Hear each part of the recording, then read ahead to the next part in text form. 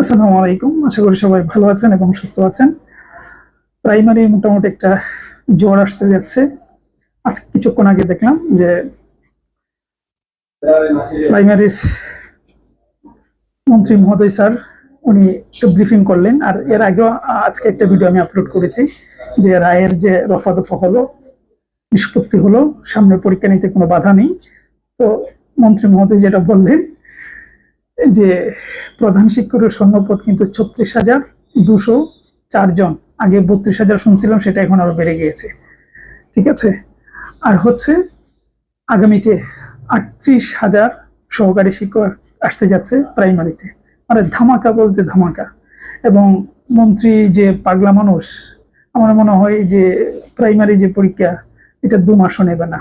আমার ধারণা সর্বোচ্চ হলো 2 মাস। যতটা দ্রুত সম্ভব ওনারা প্রধান শিক্ষকের পরীক্ষাটা নিয়ে নেবেন।